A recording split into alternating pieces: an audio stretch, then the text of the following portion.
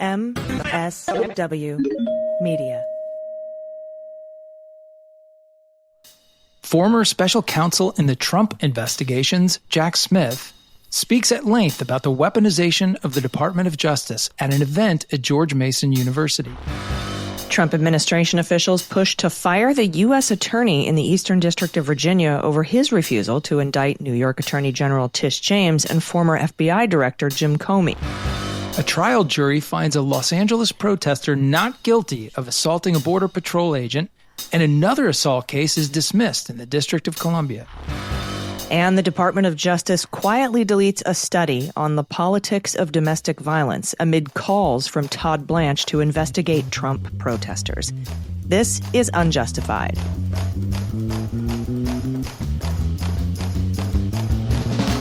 Hey, everybody. Welcome to episode 35 of Unjustified. I feel like it's episode 9 million of Unjustified. That's just life, I think.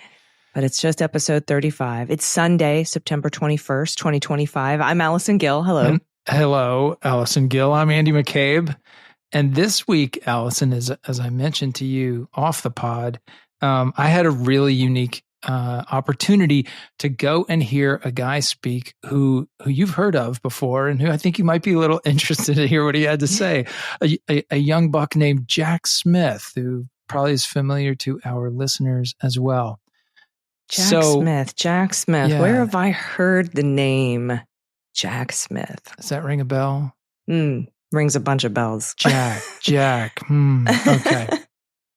Yeah. So full disclosure, as you know, I teach at George Mason University in the Schar School, the Graduate School of Government and Policy.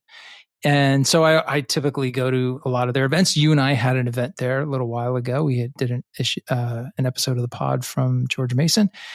And so Mason has every year this speaker series called the Roger Wilkins Speaking Series. Roger Wilkins was an attorney, a career DOJ attorney, and someone who worked assiduously on the Civil Rights Movement and the Voting Rights Act and the Civil Rights Act. And in any case, the administration, he's no longer with us, but the administration has this speaking event once a year in his, to honor his memory. And so this year's speaker was Jack Smith. And of course, when I found out, I was like, oh my gosh, I have to go and see this. So it was in the large auditorium on the Mason Fairfax campus. And Jack stood up and spoke for about 45 minutes. Really interesting. He is the guy that you've seen, that we've all seen in those pictures from The Hague and in his very brief press conference, the one press conference he gave after the indictment, one of the indictments in his investigations of now President Trump. And, you know, a guy who, if it's possible to say something in 2 words, he'll try to do it in 1, right? Like a very, very serious kind of, maybe I would even say dour sort of guy. He's almost intimidating. He's like very direct. And there he was on stage, started his speech. And, you know, immediately it gave me the sense of like, this is someone who doesn't speak in public very often. That's not to say that he can't. He's very good at it because he's clearly very used to speaking to a jury. And I noticed that even some of his mannerisms and his like, the way he would hold his hands, the way he would change the tenor of his voice and the volume with which he was speaking was like all the kind of things that you see good prosecutors do to capture the attention of a jury. And that's really kind of how he went about it. He started out by talking a bit about his own career, and about how his career has been all about the rule of law. And then he went right into saying that he believes the rule of law is under attack in a way that it has never been ever before, certainly not in our lifetimes. He went on to say that, he's saddened by the knowledge and the sight of selfless public servants being fired for doing their jobs. Bothers him that the government is using its vast powers to target citizens for exercising their constitutional rights, that civil rights and civil liberties are under attack. And also that the loss of credibility with the courts currently being suffered by the Department of Justice is really serious. I was going to ask you about that because you and I have talked at length on this particular podcast since Donald Trump took office, and since Pam Bondi, and since Ed Martin, the Wackadagpa, and Janine Pirro, and whoever the hell, Alina Habba, that and just generally all around the country, noticing that the presumption of regularity is gone, that the candor that the courts, that the DOJ enjoyed with the courts and judges, it has disappeared. So I was going to ask you if he brought that up, because I know you and I cover it pretty extensively, and with examples, and we'll have more examples of that later in the show as well. Yeah, it's been a consistent theme of ours on this show. And I don't think there's been an episode in the last 5 or 6 weeks that we haven't talked about grand juries dismissing cases and not returning indictments and things like that. He's like seriously concerned about it. It was something that he came back to a few times in his remarks. He kind of wrapped up this like introductory phase of his speech by saying that he knows public servants because he lived that life, and that the idea that these people are secret partisans is a lie. He said it's a bold-faced lie told by people who do not know what public service looks like.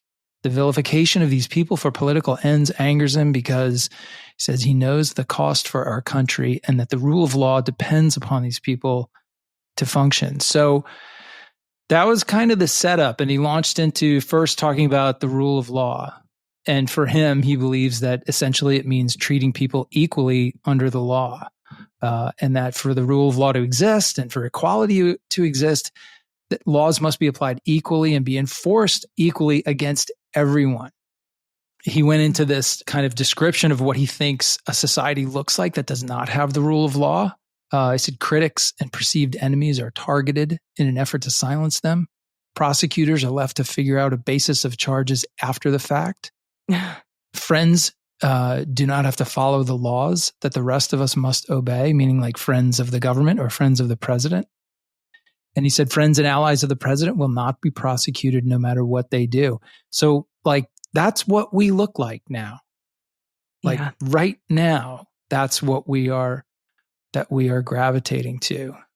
He pointed out that the rule of law is about a fair process. It's not about outcomes. That's interesting, because most people feel like the rule of law needs to be about outcomes, because I think failure to hold certain people accountable can lead to more, frustration, lawlessness. Yeah. We all have an idea. If those of us who follow these things and are informed about what's happening, it's impossible not to have a preference. As an observer, you see what happens and you think like, I hope this person gets held accountable, or I hope this person who I think was prosecuted unfairly isn't, thrown in jail for it.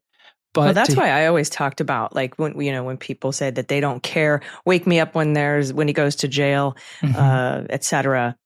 And I always said, I asked people, what is your definition of justice in particular, like for the January 6th case, for instance? Right. Because my idea of justice was that, first of all, he got into the system of justice, meaning I was waiting for the indictments, because the indictments tell you everything that went down, right? And to me, that was a bigger deal than maybe getting a conviction later on down the road, at least politically speaking. Right. Yeah. But he doesn't work in the political world. No, absolutely. Absolutely. He's very clear that, and I think this, if you look at the work that he did, as we did, and all of our loyal listeners followed, that was his thing. And I heard plenty of people that I know and respect complaining, why did he bring that documents case in Florida? Or, why is he giving them all these bites at the apple on these motions and appeals and everything else? And this, to Jack Smith, you understand, that's part of the fair process. And, for instance, he got a lot of questions at the end. They took some questions from the audience, and people were questioning like, what's wrong with the system that it takes so long to get a case through, right? Why do these defendants have so many motions and so many appeals, and they're just gaming Delays. The system and running out the clock, which was a classic Trump strategy. And he wouldn't condemn that. He said that's that's how the system maintains fairness. Like defendants have rights, and they get to enforce those rights. And when they feel like that enforcement has not been conducted lawfully, then they can appeal. Like you can't, and that all takes a long time, right? So, and that's the very system that we're seeing work in our favor now, that Trump is trying to send rogue prosecutors that he feared for himself in his immunity arguments. Right. And so that long, arduous process with all of the guardrails in place, why Justice Sotomayor said we don't need anyone to have immunity, because we have this process that's very slow and cumbersome and makes sure that we, that we do the best we can not to put innocent people behind bars. And yes, we do make mistakes, but it's a system that really does its best to prevent that from happening. But that super slow process, when the shoe is on the other foot, which you and I talked about a lot, if it were Trump or Bill Barr in charge, and now as it's Pam Bondi or Jeanine Pirro from Fox News in charge, you're going to want that ability to appeal and delay and fight back and and face your accusers and go through the due process. If the next defendant is Letitia James or James Comey or John Brennan or, name the political enemy of the week, we're all going to sit here on the edge of our seats waiting to see how well their lawyers fight back. And it's the same, they get the same rights, they get the same opportunities. So he then talked specifically about prosecution and the role of prosecutors. And one of the themes he kept coming back to is he said the ethic of the professional prosecutor is to do the right thing, the right way, for the right reasons. Talked about following the facts and the law despite criticism, and how to really kind of tune out what he referred to as the noise. And the noise being the critics, the awful TV commentators, which I took personally, sorry. But also the people who praise you, He said, you realize in these high profile cases, anything you do, some people are going to hate you for it and others are going to love you for it. And you have to ignore all of that. You can't, even people who praise you are happy with it you did because they have a vested interest in that outcome. And as a prosecutor, you should not you should not share that interest.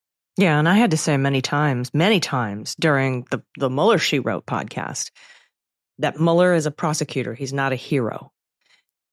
Right. And he's going to do what prosecutors do, not what heroes do, right? Yeah. Unless your hero is to follow the facts and the law to the letter of the law, no matter what anyone says. That's right. If that's your kind of hero, then okay. You're in the right place. Yeah. But I think that's very interesting to be like, I got a lot of critics, but also people who, think that people like Garland and Mueller and Jack Smith are like messiahs and that they're the magic, they're the silver bullet that's going to save democracy. Right. Because as Rachel Maddow pointed out rightfully on, I think it was Chris Hayes' show when she was on his, like appearing on someone else's show, or maybe Nicole Wallace, like there is no silver bullet. All of the pistons of the guardrails of democracy have to be firing all at once. And as many people have observed, the greatest check on executive power is the people. That's right. And so great. The law and justice and the courts are one, but journalism and media and, having exercising your First Amendment rights for the state is an important guardrail. Due process but the most important and most powerful check is the people. So I think it's great that he talked about that, not just on the one side for his critics, but the people who held him up as the only person who could save us from what we're facing right now. Right. So, and in talking about that prosecutorial function, this is when he really started to zero in on the current administration. So he said, what is different today is that these traditions, these norms have been abandoned. The current leadership of the Department of Justice has abandoned these traditions and norms whenever they come into conflict with outcomes they are dead set on achieving for the president. Rather than being driven by a fair process and integrity, they were hired and are thus driven to get outcomes, no matter the cost to the credibility of the institution they represent. no matter whether those outcomes are legal or just. And that is he's not using anybody's name, but that is a very direct reference. And then he goes on to give a bunch of examples of what he thinks are, exemplify this preference for outcomes, political outcomes over justice. First one was the Eric Adams case. He said dismissing a criminal case against the mayor of New York in exchange for his cooperation with the president's political agenda, and then forcing the resignations of prosecutors who would not go along. He said, I've been doing this for 30 years and I've never heard of such a thing. Targeting law firms because of their clients or because they used to employ someone the president doesn't like. Robert Mueller. yeah, exactly. Robert Mueller's best friend's brother's cousin's girlfriend knows this guy who heard from this girl who worked at Kirkland Ellis. Yeah. Robert Mueller's DoorDash guy also goes to this firm and therefore... Right. Yeah. Refusing to open an investigation when senior members of the administration broadcast what was clearly classified information over a commercially available app.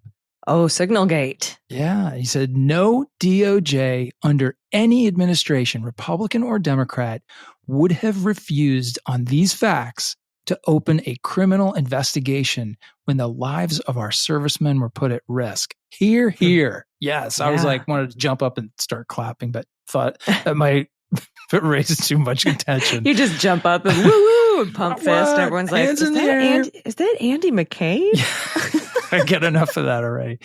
And then finally, he said deporting people from the U.S. despite a clear court order not to. Leaders of the DOJ allegedly telling prosecutors to ignore court orders if they come into conflict with the president's agenda. I mean, he's tracking the very cases and issues that we've been talking about on this pod. Every single one of them. Yeah. So then he goes into this next part talking about lawyers and the function of lawyers. And, he starts by talking about the infamous Shakespeare quote, first thing we do is kill all the lawyers. And he kind of flips it around and points out the Justice John Paul Stevens quote from 1985, where he said, Shakespeare insightfully realized that disposing of lawyers is a step in the direction of a totalitarian form of government. Our recourse is in the courts. It's legally. Yeah. Anytime you chip away at any little bit of a criminal defendant's due process, whether it's their legal representation, their ability to file pretrial motions, their ability to, have their case heard before a jury, anything you try to strip away from that is an attack on the rule of law. And it comes from a totalitarian form of government. So that's right. And then he kind of wraps up this section by talking about what we've discussed many times. Grand juries reject charges and refuse to indict people because they don't trust the government anymore. Government credibility is earned every day by telling the truth. Even when it's bad for your case, or you've done something wrong, or you forgot to turn something over in discovery, you still walk in and tell the truth. He said, he's citing that there were so many examples of cases where judges tell the government that they no longer trust them. And then he quotes the infamous trust that has been won and earned over generations has been lost in weeks. And I don't remember exactly what case that was, but I know we talked about that quote directly. Yeah, it could have been Judge Sinise. It could have been, have been Judge Bates. There have been so many judges appointed by Republican and Democratic presidents alike that have said that, or at least, sort of conveyed that exact sentiment. And how crazy is that this on the record observation of a federal judge, which in any other time would have been so scandalous, it would have been a top of the front page issue. We can't even remember which case it came from because there were so many cases where judges are, experiencing that same frustration. Yeah, it's like, hey, tell me about that one indictment from Donald Trump or against Donald Trump. Which one of the 100 or so charges would you like me to address? Yeah, exactly. Somebody will text me something like, oh, so-and-so said something stupid. And I'll be like, you're going to have to be more specific. Yeah, for sure.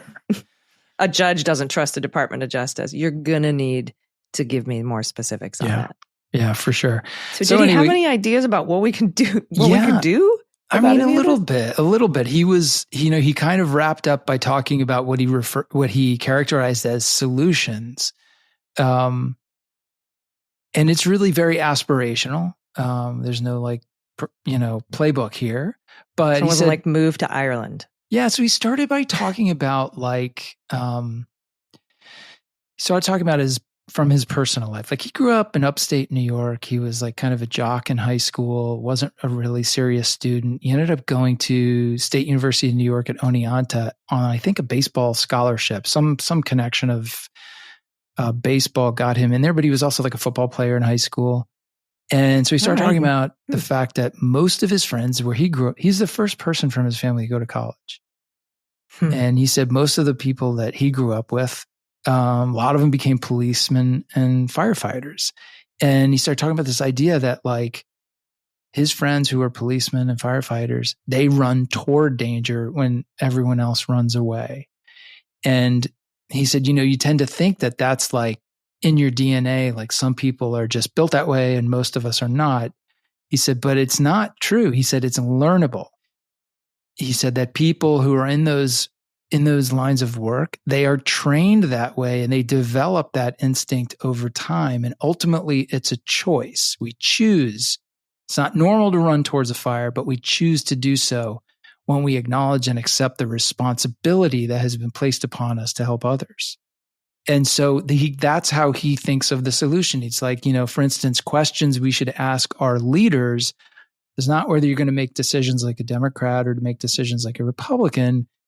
We should be asking them, will you stand up for what you believe in?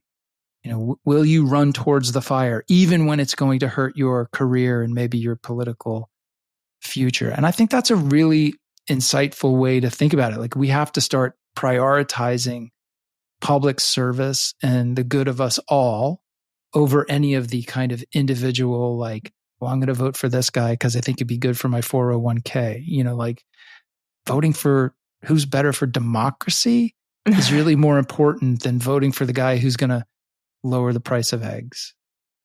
So yeah, he had a couple of interesting quotes. He talked about General McChrystal, who said character is two parts. One is having a code to live by, and the other is the courage to stick with it.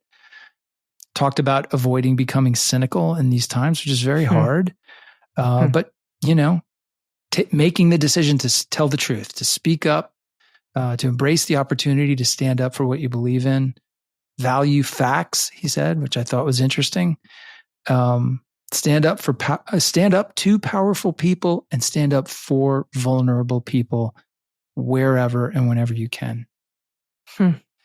So really, really inspiring words, kind of what you would expect. Like this guy delivers. He is the guy you think he is. He is that true blue, dedicated to the things that he spent his whole life working on. There's no real mystery here, but it's very, it was comforting and reaffirming, I should say, more than comforting to listen to.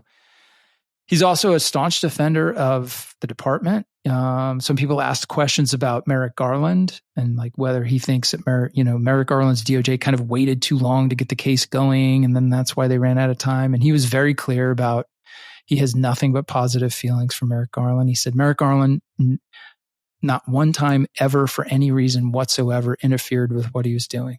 Gave him complete and total independence. He never had to check with him. He never ran any strategy or arrests or indictments past him. Never tried to curtail the scope of the investigation, like, I don't know, in some previous investigations we might know about? Yeah, no, nothing. No. He said Merrick Garland was, he said he didn't have an unkind word to say about the guy. Did he say anything about why he wasn't appointed until much later? I mean, not much later, but, almost 2 years after January 6th, but a year and a half, maybe, I think is more between a year and a half and 2 years after. What was it, November 2022? Yep. He did not talk about the specifics of the timing of his appointment. I would suspect that if you asked him that directly, he would probably say, I wasn't there then. And it wasn't my decision when to appoint me, so I can't really say why they did it one way or the other. But when they did appoint me, I dropped what I was doing and came over and did it, So he's that kind of like very exact, in his answers to questions. He dodged, I don't want to say dodged, he pointedly did not criticize the Supreme Court. He spent a lot of time talking in his main remarks about the importance of obeying court orders and how when we stop respecting and obeying judicial orders, then he said that is the beginning of the end. That's the so as beginning much of as the the end of immunity democracy. decision is stupid and wrong, I'm not going to criticize it, because if I don't obey court orders or have reverence for them, then who will? Right. I guess.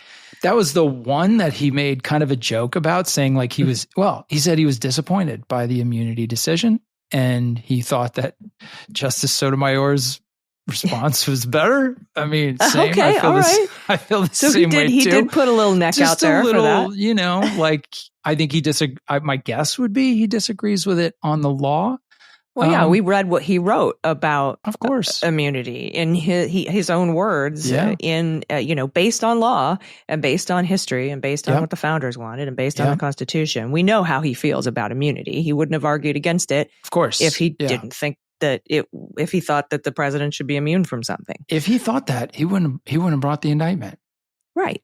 So, so it's pretty clear. You don't really have to guess what he's thinking. He's very, very direct. But huge respect for, and he believes it's absolutely essential for the survival of democracy and the rule of law for people to, even when you don't like what they said, even when you think that the decision was legally off base, even when you think it'll have a bad effect on the country, our obligation, especially as an officer of the court, as a lawyer, is to obey under those circumstances. And he has to follow the law. He has to follow what the courts do. Now, you and I can say we think a decision is wrong, but we're not in a position to follow it or not follow it, because we're not indicting or prosecuting anything, or. I think, look, it is a democracy, and we do have a First Amendment right. And I think we should have these spirited discussions about how we feel about different policies, different actions. And the court's decisions fall into that. There's nothing wrong. I mean, you go to law school and you spend 3 years arguing back and forth whether any given decision is good or bad, or why it's good or bad. And that's an important part of the process too. But at the end of the day, it's the law, and we have to follow it. Yeah. Well, that's really, really fascinating. I remember when I saw him, made eye contact with him in Judge Chutkan's courtroom when we got a trial date for January 6th. She set it for March of 2024. And he was surrounded by like 5 security guards, and he's just sort of sitting there leaning on one of the little, dividers between where the bench is and the gallery is. And he's just sort of got his arms crossed, and he's looking around, and I see him and he sees me, and then he just gives me that little sup kind of head nod. And I was like, hey. And then I was like, oh my God, Jack Smith said what's up, but without words. And then, then we sat down and had we came back, and Judge Chutkan gave her ruling on when the trial date was going to be. But that's the only time I've ever seen him in person. Everything else has been very brief clips on TV or during a press conference, like when he announced the indictment. And that was sure. Everyone was like, no, tell us more. You and I are like, well, let's read the indictment. That's what you're going to get from him. Yeah. Yeah. Yeah. For real. Did you ask him if he's got a volume 2 tucked away somewhere at his house that we could get a copy of? Maybe send me that. Send me that second report. Come on. I won't share it. No, I did not say that. You got volume 2 at home somewhere? I think he's got volume 2 right up here, right up in the cranium. Yeah, it's in his head for sure. Yeah. Anyway, but it was a great opportunity. He doesn't speak much. I'm not even aware of any other speaking he's been doing. So I was sure as heck wasn't going to miss it. And I, these are his public remarks. I don't think there's anything wrong with kind of giving everyone the spirit of what he said. But yeah, that was it. It was cool. I was glad to be able to do it. Well, thanks so much for sharing that experience. And we're going to talk a lot about everything that we're going to talk about in the rest of the episode touches on these things that he's talking about, the loss of presumption of regularity, the courts no longer trusting the Department of Justice, federal grand juries, and all these due process guardrails that are in place to prevent rogue prosecutions. We're going to touch on that. And some more malfeasance at the Department of Justice with trying to fire prosecutors for not bringing charges against political enemies, which I'm sure Jack Smith is very much against. And we're going to talk about that. But we do have to take a quick break, so everybody stick around. We'll be right back.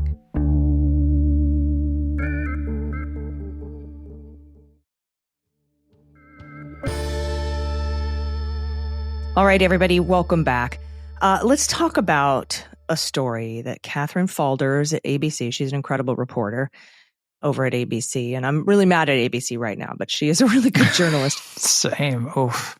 She broke the story this week, and the New York Times expanded on this story regarding the exact weaponization Jack Smith talked about at George Mason. This is the New York Times, from Thrush, Haberman, Bromwich, Foyer, and Rashbaum. That is a huge byline right there. Sounds like a law firm. Right, exactly.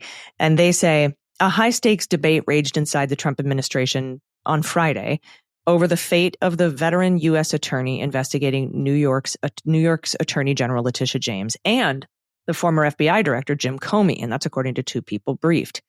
Administration officials informed Eric Siebert, that's the U.S. Attorney for the Eastern District of Virginia, EDVA, that he would most likely be fired. But there appeared to be a last-ditch effort by some in the Justice Department to protect Siebert from being fired, and the situation remained in flux.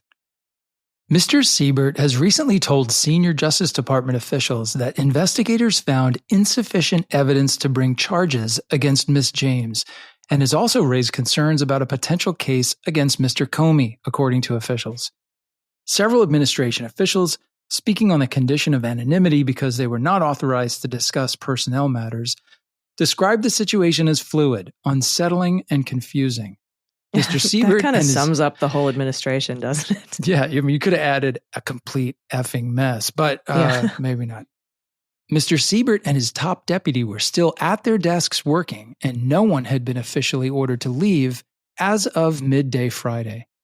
Now, Attorney General Pam Bondi and Todd Blanche, the Deputy Attorney General, that's the DAG, who runs the day-to-day operations at the Department of Justice, have privately defended Siebert against officials, including William Pulte. That's the director of the Federal Housing Finance Agency, the guy going around accusing all of the Democrats of mortgage fraud, including Schiff, Tish James, Lisa Cook. So these Trump officials, have urged that Siebert be fired and replaced with a prosecutor who would push the cases forward. Get somebody who will go forward to a grand jury and lose, I guess, is the thing. And that's according to a senior law enforcement official. And Todd Blanche also questioned the legal viability of bringing charges against Tish James. And that's according to current and former department officials who spoke anonymously. Now, Siebert's office also recently hit a roadblock in its investigation of Mr. Comey on claims that he lied under oath. Roadblock is doing a lot of work there.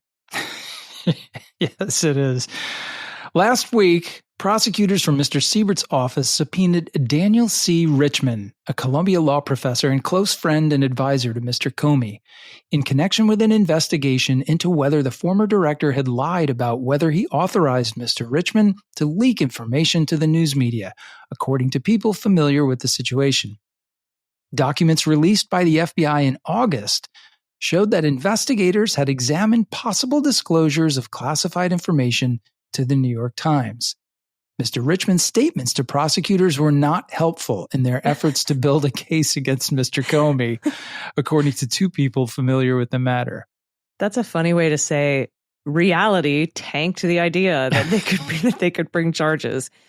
The push to remove Siebert, who was a highly regarded career prosecutor who worked closely with Emil Bovee, that's Trump's former enforcer in the Department on Immigration and Gang Cases, came as a shock in an office that handles some of the nation's most sensitive national security investigations.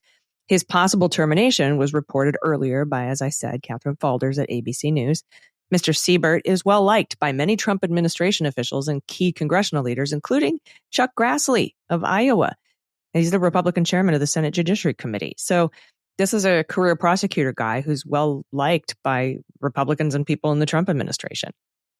A former Washington, D.C. police officer, Mr. Siebert has worked his way up through the ranks at the office over the past 15 years. He's handled a broad range of cases, including international drug and firearms trafficking, white-collar crime, child sexual exploitation, public corruption and immigration.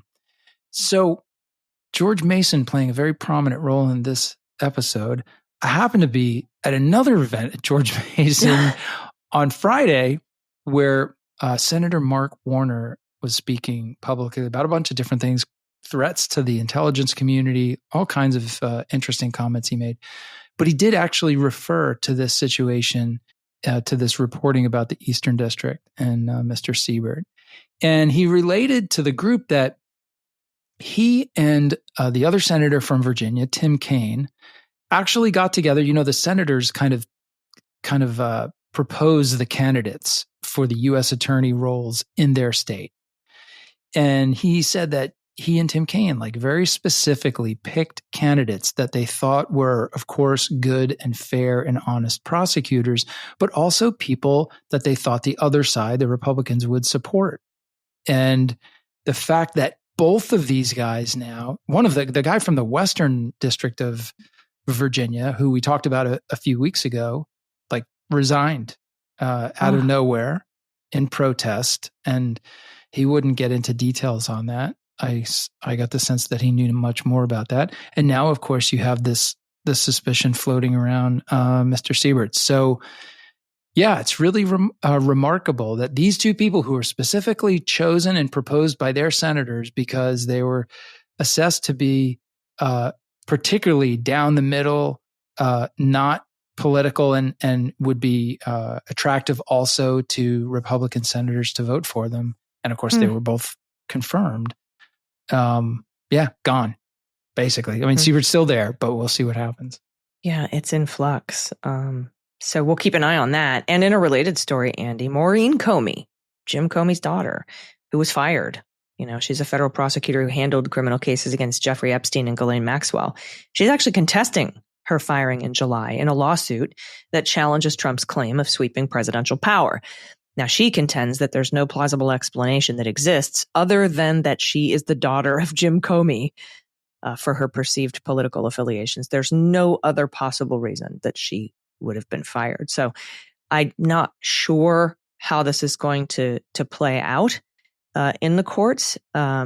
With this particular Supreme Court on appeal, I figure like Article 2 powers of the president to fire whoever he wants will probably prevail, but it's going to be an interesting case nonetheless. And she's a smart person when it comes to the law. So I don't think she would bring a frivolous lawsuit, not like the Trump lawsuit against the New York Times for $15 billion that was summarily thrown out by a G.W. Bush appointed judge for being just summarily athwart of regular order. I mean, that was divorced from reality. Yeah, that was a pretty damning thing. But we'll also be following the Maureen Comey case to see how that goes. But for her wrongful termination. So anyway, we have still more to get to.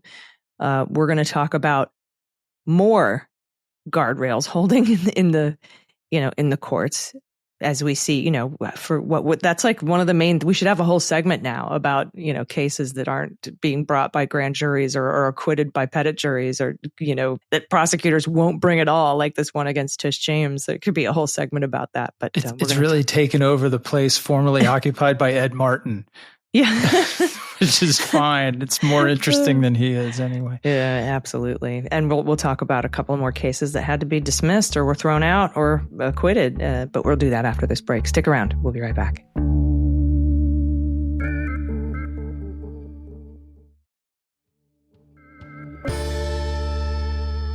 Welcome back. Okay, in addition to the U.S. Attorney in the Eastern District of Virginia refusing to indict Jim Comey or Letitia James, there were more failed cases from the Department of Justice this week. I love that sentence. Thank you. I wrote that sentence. The first from The Guardian, a Los Angeles protester charged with assaulting a Border Patrol agent in June was acquitted on Wednesday after U.S. immigration officials were accused in court of lying about the incident. Yes, I said. So this one got past the federal grand jury. It got past pre-trial motions to dismiss. It actually made it to trial, and then it was acquitted. The guy was acquitted by a trial jury. Yes, because U.S. immigration officials were accused in court of lying about the incident. I mean, holy crap. Okay, sorry. The not guilty verdict for Brian Ramos Brito is a major setback for the Donald Trump appointed U.S. attorney in Southern California and for Gregory Bovino, a Border Patrol chief who has become a key figure in Trump's immigration crackdown. The 29-year-old defendant, who is a U.S. citizen, was facing a misdemeanor and was the first protester to go to trial since the demonstrations against immigration raids erupted in L.A. earlier this summer. Yeah, and if you've seen Bovino, he's the guy out there in his vest and his flak stuff and his camo, and he's got the kind of the high and tight fade that's sort of a salt and pepper, and he's like, I'm out here doing the justice, that guy is just ridiculous. Yeah. Border Patrol and prosecutors alleged that Ramos Brito struck an agent during a chaotic protest, chaotic, I'm putting in quotes, on the 7th of June in South Los Angeles County City, in the city called Paramount, which is outside a complex where the Department of Homeland Security has an office. But footage from a witness, which The Guardian published days after the incident, but they went to trial anyway, showed an agent forcefully shoving Ramos Brito. The footage did not capture the demonstrator assaulting the officer at all. The jury delivered its not guilty verdict after just about an hour of deliberations.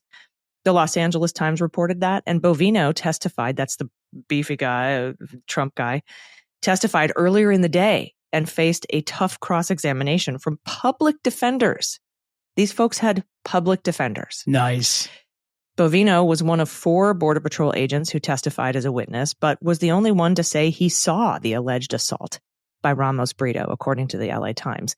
Videos played in court captured the agent shoving Ramos Brito, sending him flying backwards, and showed the protester marching back toward the agent. Now, the videos did not capture Ramos Brito's any alleged assault by Ramos Brito. There were multiple factual discrepancies in DHS's internal reports on the protest, which initially led to charges against 5 demonstrators, The Guardian reported in July. A criminal complaint suggested Ramos Brito and others had attacked agents in protest of the arrests of 2 sisters, but records showed that the women had been arrested in a separate incident that occurred after Ramos Brito's arrest. A supervisor later documented the correct timeline and apologized for errors, records showed. Yeah, why would you bring this case to trial? Yeah. Now, at trial, Cuauhtemoc Ortega, who is a federal public defender, which is amazing, sought to cast doubt on Bovino's credibility, questioning him about facing a misconduct investigation several years ago, which resulted in a reprimand for referring to undocumented people as scum, filth, and trash. Now, after Bovino responded that his comment was in reference to a specific criminal illegal alien, Ortega read from the reprimand signed by Bovino, which said he was describing all illegal aliens. Ortega also argued that the agent who Ramos Brito allegedly assaulted lied about the incident, and Bovino was, quote, trying to cover up for him. In Ramos Brito's trial, videos also contradicted initial claims of a Border Patrol agent who had said he was chasing a man who assaulted him, but was stopped by Ramos Brito and Jose Mojica, another protester, the LA Times said. The footage showed no chase. Carly Palmer, an attorney who served as a supervisor in the U.S. Attorney's Office in L.A. until she left last year, said on Thursday it was notable that the federal government had devoted significant resources to a misdemeanor case against an individual with no reported criminal history. Bovino, a senior official, flew in from Chicago for the trial. For a misdemeanor trial. For a misdemeanor trial, in which they had all these factual and evidentiary problems. Like, how did they get a prosecutor to take this thing? It's this guy, right? It's this prosecutor in LA. And you know, we rarely see misdemeanor trials, federal misdemeanor trials, because people just settle and pay their fine and go on their way. Exactly. A cop to it, because generally they have done it. But when you haven't done it, you go to trial. And I'm glad they did. And I'm glad this public defender took them to trial on this. because it showed all of their errors. And I have to say, Andy, the huge difference, the vast Grand Canyon of difference between a charging document and a prosecution in the Jack Smith investigation, for example, and what we see here is just so mind-blowing that all these facts are wrong. And, we always talked about how, prosecutors in the Mueller investigation, Andrew Weissman, for example, or Jack Smith crossed every T and dotted every I and would never bring a charge if they didn't have the ability to obtain a conviction and sustain it on appeal. Right. Beyond a reasonable doubt. And so now you've got this with all these lies and problems and stuff that's not in the video that you claim happened, that you have video evidence showing that it didn't happen. And they still take it to trial and get with under an hour, a jury says no. Yeah, it's remarkable. I mean, let's remember that in the federal system, nobody brings a misdemeanor case at all. You end up with a misdemeanor conviction because the feds have brought a felony case against you, and maybe the case was a little shaky, not worth going to trial, whatever, and they agree to downgrade it to a misdemeanor, and you plead guilty to that. It's like typically the result of a plea bargain. So like bringing a misdemeanor case out of the thin air, not connected to a felony, is weird to begin with. Going to trial on one is like not heard of often. Yeah. All right. Because there's nowhere to go down from a misdemeanor except acquittal. Exactly. So Which it's not is where like we you can ended charge up. Right. It's not like you can charge murder one and the jury says we think murder two is more appropriate. Right. It's like, well, jaywalking. How about just walking? Like you can't bring it down any further than it already is. So this is just hugely embarrassing. And so those guardrails against rogue prosecutions, they are real. We have Comey and Tish James, where the prosecutors won't even take it to a grand jury. Here we have somebody, they got an indictment from a jury, or maybe they couldn't get a felony indictment, but they got their misdemeanor, or they downgraded it to a misdemeanor on information, because you don't need a grand jury to return a misdemeanor. That's right. So maybe they couldn't get a felony from a grand jury and filed information misdemeanor, went to trial and lost with a trial jury. And of course, we still have federal grand juries refusing to indict, causing the Department of Justice to dismiss or maybe downgrade charges like perhaps happened in this case. And that third thing happened again this week with a dismissal in the case against Denisha Butler and Terrence Wilson. And this is in D.C.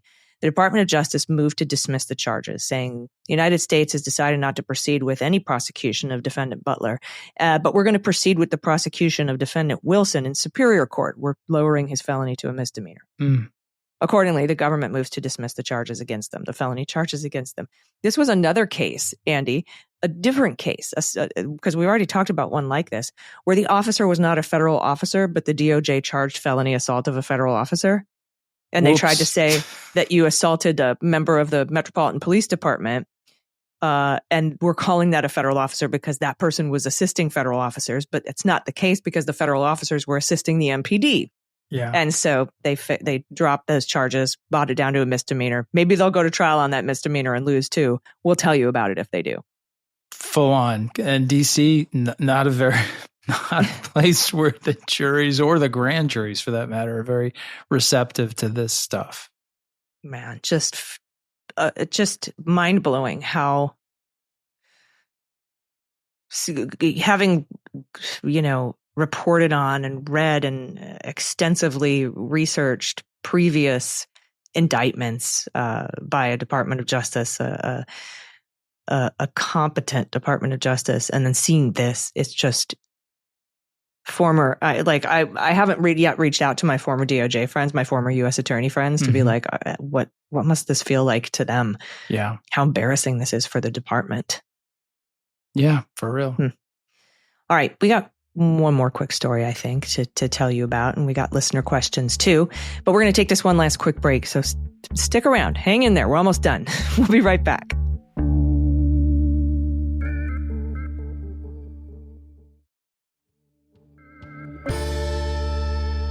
Hey, everybody. Welcome back. All right. Just one more story before we get to listener questions. And if you have a question, there's a link in the show notes you can click on to submit your question. And this story, though, comes from The Guardian. It says the U.S. Justice Department has scrubbed a study from its website, concluding that far-right extremists have killed far more Americans than any other domestic terror group, just days after a gunman fatally shot the prominent conservative activist Charlie Kirk. The report, which is now archived, titled What NIJ Research Tells Us About Domestic Terrorism, quietly vanished from the Department of Justice website between the 11th of September and the 12th of September. And that's according to Jason Palladino, an independent investigative reporter who first wrote the story. Charlie Kirk, as we know, 31-year-old Turning Point USA founder and Trump ally, was shot while speaking at Utah Valley University on September 10th. So the next day, the DOJ went in and took down their study about most of the domestic violence being from right-wing extremists. Yeah. The vanished study opened with, quote, since 1990, far-right extremists have committed far more ideologically motivated homicides than far-left or radical Islamic extremists, including 227 events that took more than 520 lives. In the same period, far-left extremists committed 42 ideologically motivated attacks that took 78 lives. The National Institute of Justice study, which was based on research spanning 3 decades, represented one of the most comprehensive government assessments of domestic terrorism patterns.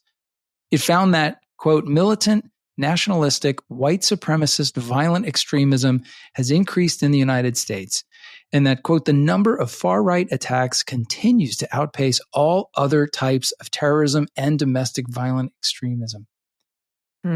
They said spanning 3 decades, but I think 1990 was 4 decades ago.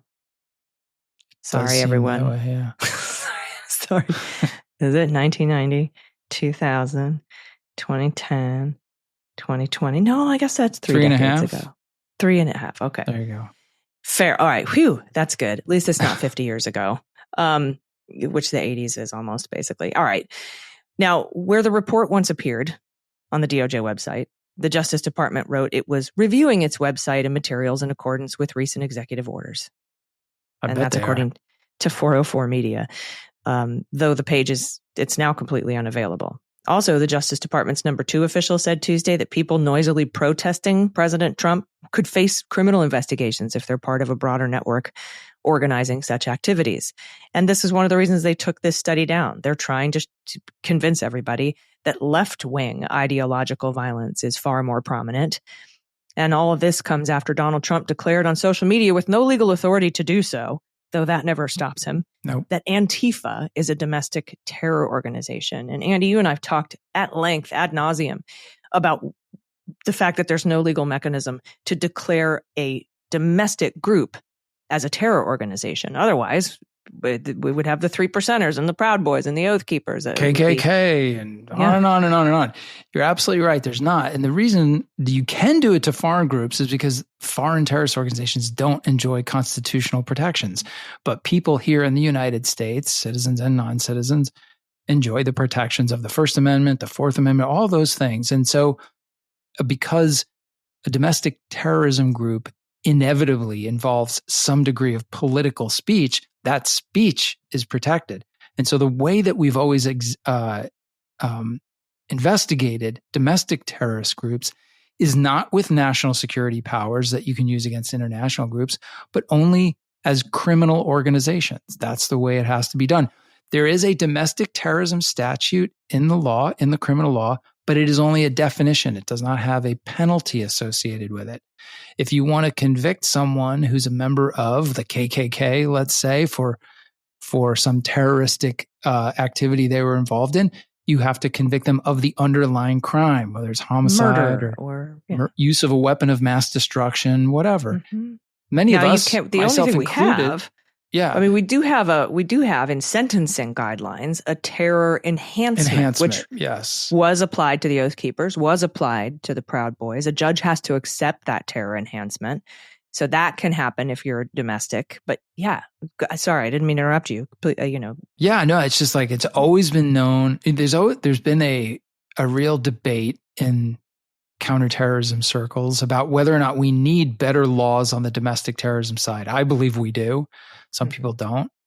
It's never going to happen because Congress, which has been right-leaning for several years now, does not wanted to attract attention to this issue because they were accepting of the research that's now been pulled that most of the domestic terror activity that we have documented is on the right. But you can't list domestic groups. It's like fundamentally unconstitutional. So nothing is going to come of this. And if he actually takes any action and justifies it by this federal, executive order, presidential executive order, if people who those actions are taken against will be able to challenge it, likely successfully in court. Right. Like, because, for example, the Alien Enemies Act is specifically about foreign people. That's correct. But there's no law on the books, like you said, that authorizes a president to go after domestic organizations. So when the president says Antifa is a terrorist organization, and I'm assuming he's doing this because he can just pick and choose who Antifa is not a thing, so he can just pick and choose whoever he wants. Andy, you're Antifa. I'm Antifa. Right. But I can't think of the authority under which he would detain us without due process, for example. No, I'm not saying he won't try to come up with something that will then have to be litigated, but that's, I think, the difference between some emergency powers that he does have when it comes to foreign affairs. Yeah. And, but I can't think of a statute, and please write in, click on the questions link and correct me if I'm wrong. I can't think of an authority, a statute under which he could detain U.S. citizens without due process unless he suspends habeas corpus, right? Yeah. And, long before you get there, it's helpful to look at how it's different on the IT or international terrorism side. So Congress has specifically passed laws that enable the State Department to designate foreign terrorist groups. And once designated, then the law enables the executive branch, largely through the FBI, to investigate and prosecute people criminally for doing things like supporting that group. So if you send money or material or people or yourself to go overseas to go help one of these groups, then that in and of itself is a crime. There is no similar mechanism on the domestic terrorism side, largely because people think that it would not pass constitutional scrutiny. Free speech. Mm-hmm. Yeah. And so I guess that's a little bright spot here. Because I frankly am worried what he's going to try to do with this. And he always pulls something out of his hat that I don't have the cold, dead heart to think of and imagine. But there is not a legal mechanism for that at this point. Not that he, wouldn't just declare it in an executive order, and it would have to go through the courts. So, but we're going to keep an eye on it anyway. It's still dangerous that any president ever would consider half the country a terrorist organization. Anybody who's given money to the Trevor Project to support transgender youth could be viewed as a terrorist in the United States by this administration. It's frightening. Yeah. Yeah, it is. It's these are the things we have to keep a really close watch on, because these are the places, these are the corners, the edges where Americans' freedom is being curtailed every day. Yeah. Right. This is where the cutting away, the chipping away at individual rights, at constitutional rights, this is where it's happening in these different spaces. And it's only happening more often as this administration grabs more and more and more power, unfettered power for the executive, for the president. So, right. Yeah. Well, it's the saying, those that would curtail liberty in the name of freedom deserve neither, or something to that effect. I can't remember. Something to that effect, yes. Another Ben Franklin thing. All right, let's get to some listener questions, everybody. Again, there's a link in the show notes if you have questions. Andy, what do we have today? All right, so I'm going to do one question. But before we get to that, I just wanted to mention, we did get a couple questions about the situation, and this is a good segue, a situation involving Jimmy Kimmel getting suspended and his show getting suspended indefinitely. People are asking, are we going to cover that? I think it's probably likely we will at some point. Right now, it hasn't really blossomed into an issue for the Department of Justice, which is basically our focus on this show. But yeah, this is another one of those spaces that I was just talking about. We are seeing just an unheard of series of attacks on the media. And that is, this is having a direct impact on First Amendment rights. So we're going to keep our eye on it. And as soon as we have the right angle to really dive into it in an effective way, I'm sure that we'll do that. Yeah, because if I imagine, and I'm hoping at least, that Jimmy Kimmel might bring a lawsuit against Brendan Carr, the FCC, in which case the Department of Justice would then get involved to defend those people, then absolutely. Right. But I will go ahead and go on the record and say it's absolutely trampling on our constitutional rights, and Totally. It's huge canary in the coal mine for a loss of civil liberties in this country around the First Amendment. And we can talk super briefly about Pam Bondi saying that hate speech isn't free speech, and then having to walk back that comment because it is.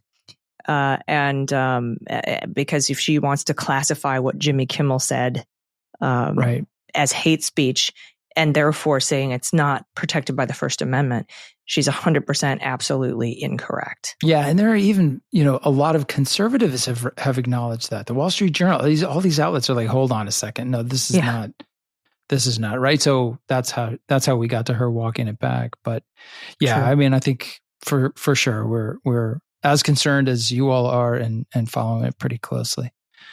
Okay, so now our question for the week. This one comes in from someone who chose not to be identified, which is totally fine.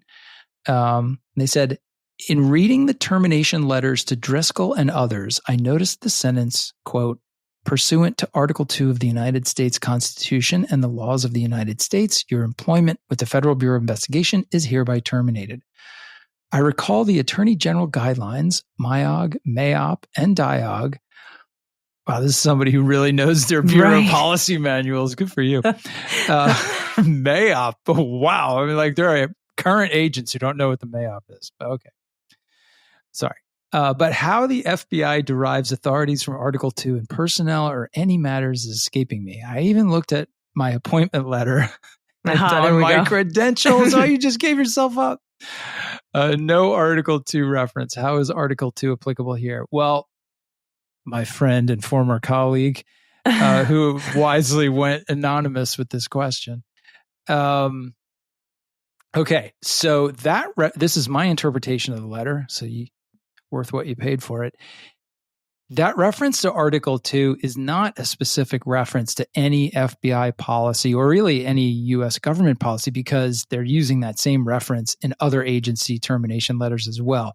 This is simply the administration staking their claim, and it's consistent with their unitary executive theory, that the president's authority, which in the Constitution, all the president's authority comes from Article 2.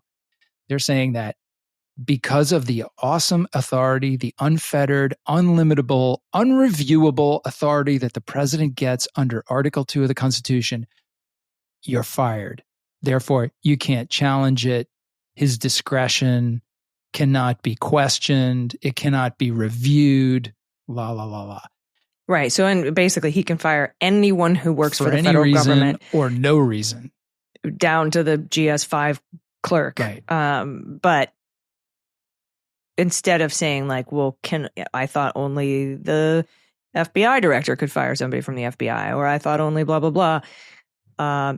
Because I think there are maybe policies around that, but he's just laws. Going way above, right? Saying, nope, Article 2, I can fire whoever I want. And that's what he's using to fire National Labor Relations Board members, everybody, FTC members, even Federal Reserve Board governors. Maureen Comey.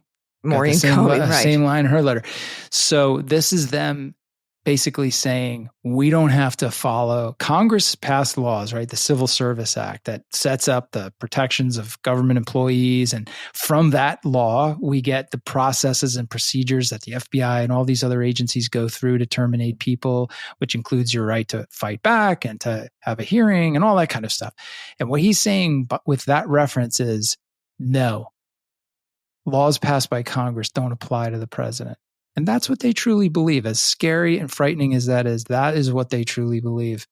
So that will, I guarantee you, in the current FBI suits from the folks that we talked about last week, Driscoll and Jensen and et al., these things are going to be challenged in court, and we'll hear how that goes, and we'll obviously cover it closely. Yeah, and there's all sorts of laws on the books like that. There's a law that says that if you committed insurrection, or if you were charged with insurrection, actually there was one about documents, right? That if you mishandled classified documents, and it wasn't a charge that was brought against Donald Trump, and it was not brought because of this weird thing, that if you did this with classified documents, you couldn't run for office again. And no one had ever, this is what Donald Trump wanted to charge Hillary Clinton with for the email server, right? So that she would bar her from running for office again forever. But everyone was like, that's not going to make a difference, because when it goes up to the Supreme Court is going to say that that bit of the law is unconstitutional. You can't bar somebody from running for president because they violated this law. And so there's all kinds of statutes on the books. And what Donald Trump here is saying is, nope, Article 2 says there can't be a law passed by Congress that stops me from doing this. He's violated all kinds of laws. He violated the TikTok ban. He's been waiving the TikTok ban for 8 months now? Yeah, and now he's putting an 80% billionaire American board in charge of it from his donors, and that the government's going to own part of it, and Intel. The first term, he violated the Magnitsky Act when Khashoggi got murdered. And Congress served notice saying, we want a report under the Magnitsky Act. You owe us a report on this. They just didn't do it. So that's how they roll. They just ignore those laws that they don't like. They haven't hung the January 6th plaque. Yeah. Which was a law passed that was supposed to be hung by law in 2023. Mm-hmm. My other co-host, Harry Dunn, is suing for that. So there you go. Mm-hmm. And we got to go through the whole litigation process all the way up to the Supreme Court. All right, everybody, thank you so much for your questions. This was a bit of a long episode today, so thanks for hanging in with us. We had a lot to cover, and I'm sure we're going to continue to have a lot to cover going forward. Andy, thanks so much for that inside look at Jack Smith speaking at George Mason at the Schar School. I think that's so cool. Absolutely. Yeah, and listeners, if you have a question, like I said, there's a link in the show notes to send it in to us. Please send in any question you like, and we'll go through them, and hopefully it'll get on the air. So any final thoughts today? No, I think I've covered everything, but another busy week. Looking forward to taking a little time off this weekend. I recommend everybody do the same thing. Yeah, get outside, take a walk, practice some self-care. For sure. Yeah. I might go get like a tiny little manicure or something and nice. Just kind of tune out for about an hour. I can't imagine. That's going to be so nice. I'm so excited. All right. Anyway, we'll see you guys all next week. Thank you so much for listening. This is Unjustified. I've been Allison Gill. And I'm Andy McCabe. Unjustified is written and executive produced by Allison Gill, with additional research and analysis by Andrew McCabe. Sound design and editing is by Molly Hockey, with art and web design by Joel Reeder at Moxie Design Studios. The theme music for Unjustified is written and performed by Ben Folds, and the show is a proud member of the MSW Media Network, a collection of creator-owned independent podcasts dedicated to news, politics, and justice. For more information, please visit mswmedia.com.